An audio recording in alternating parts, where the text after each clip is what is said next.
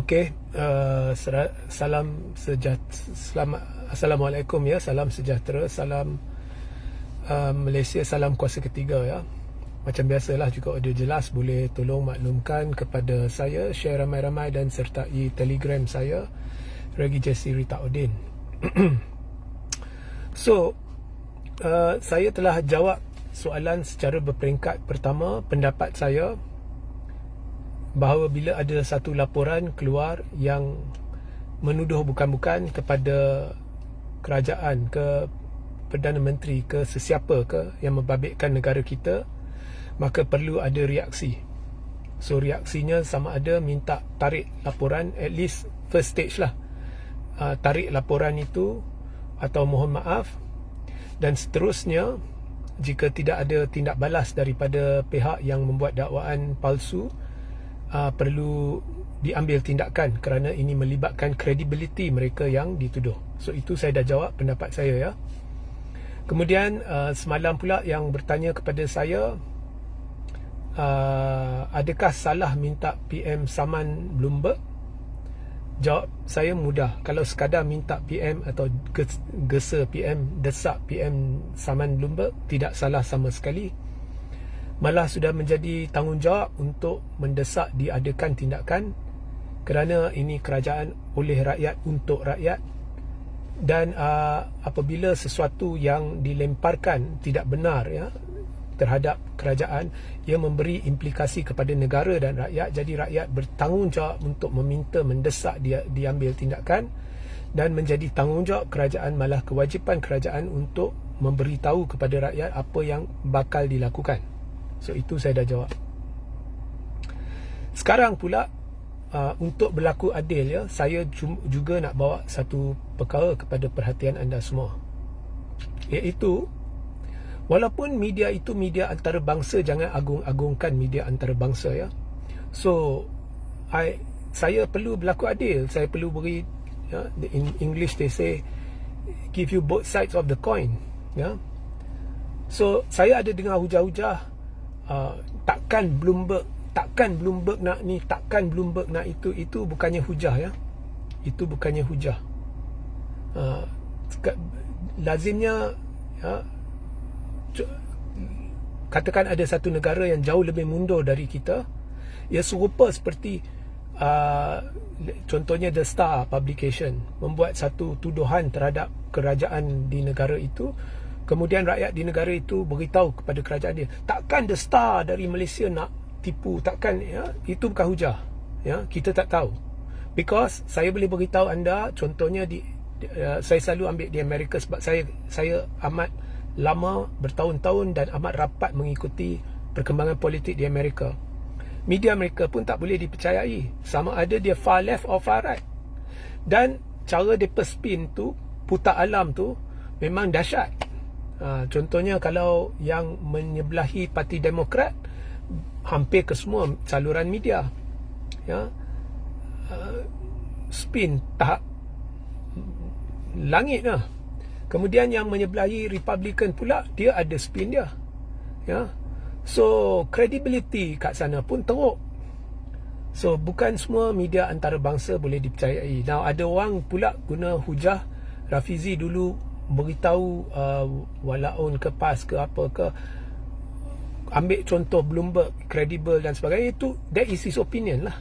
Okay, so hujah ini Bloomberg, takkan Bloomberg nak cakap macam ni, tak boleh diguna pakai. So hujah tu collapse by itself lah. Okay, kemudian jika anda teliti Bloomberg, saya tak tahu ada penafsiran yang silap ke apa, tetapi laporan itu sendirinya menimbulkan tanda soal. Saya baca ya, 4 people familiar with the situation who asked not to be identified discussing confidential matters said that both MACC officials and political elites of the Prime Minister are under the impression that two men have reached an understanding. Okay, under the impression that the two men have reached an understanding.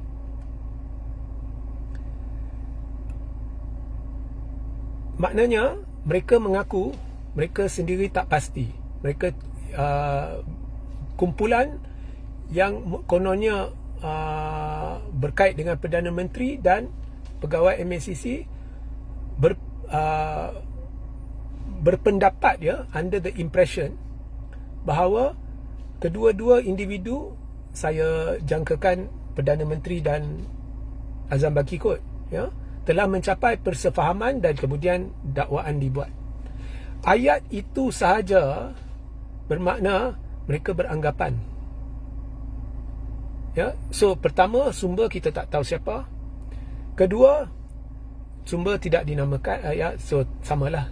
Pertama, sumber tidak dinyatakan siapa, so kita tidak tahu. Tetapi berkata mereka berpandangan ataupun mereka berpendapat, maknanya beranggapan, ya. Itu pun bukannya mereka cerita berkenaan Perdana Menteri dan Ketua MACC. Mereka bercerita dengan pegawai MACC dan pegawai atau orang-orang yang berkait dengan Perdana Menteri yang beranggapan. Jadi mereka berpendapat, orang ni beranggapan, tengok layer dia kan. So kalau awak tanya saya lah, is total nonsense the way it was written. Cukup merapu cara ianya ditulis. So ini menjadikannya, kalau orang baca terus dari sini, ini menjadikannya bukan tuduhan, ini menjadikannya laporan bahawa ada orang beranggapan, ya. So atas dasar itu, orang boleh PM ke kerajaan ke boleh kata we are not going to react this to saman because mereka tak berani pun nak tuduh. Okay, so ini lagi satu perspektif, tapi sekurang-kurangnya kena jawab dan kena minta penjelasan daripada Bloomberg. Tetapi cara ianya ditulis is rubbish reporting, sampah cara ianya ditulis. So credibility dari sudut itu pun dah runtuh. Faham tak maksud saya? Mereka sebenarnya tidak melemparkan tuduhan terus. Ya. So ini lagi satu perspektif, ya. Jadi awak perlu ambil perhatian sebab ada orang tanya. So ini saya dah jawab pendapat saya. Salah atau tidak minta PM saman. Dan kemudian credibility Bloomberg ni jangan agung-agungkan. Tak boleh. Tak boleh. Kalau esok Bloomberg tulis satu artikel memuja-muja Perdana Menteri, orang yang sama mungkin berkata macam ni lah, macam tu lah, memanglah mereka ni sokong PM lah, ya.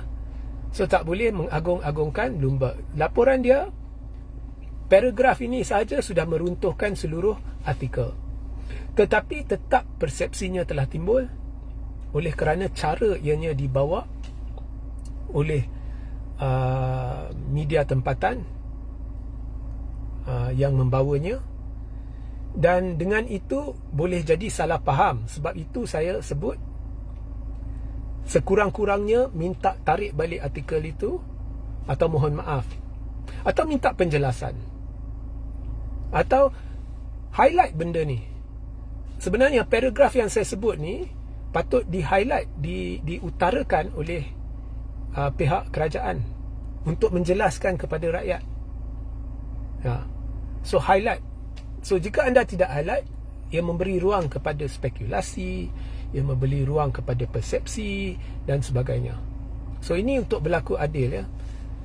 So saya dari awal, saya tidak pernah atau kurang memetik akhbar luar negara.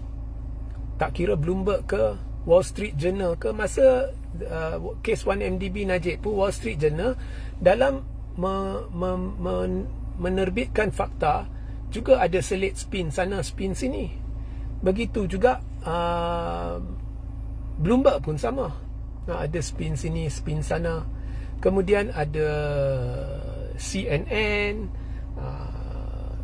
MSNBC dan sebagainya. So mereka ada kecenderungan untuk meletupkan perkara atas mereka percaya ke, mereka berpendapat ke, dan letupkan sebegitu rupa yang menimbulkan kekeliruan, ya. So ini saya nak berlaku adil lah, ya. So rujuk balik laporan asal Bloomberg, ya. ada satu paragraf sana ada 1001 tanda tanya. Ya, ada 1001 tanda tanya. Okey. So ini sebab orang highlight lah. Ya, so orang highlight, saya jawab lah. Okey. So sehingga kita berjumpa di lain masa. Assalamualaikum, salam sejahtera dan salam kuasa ketiga.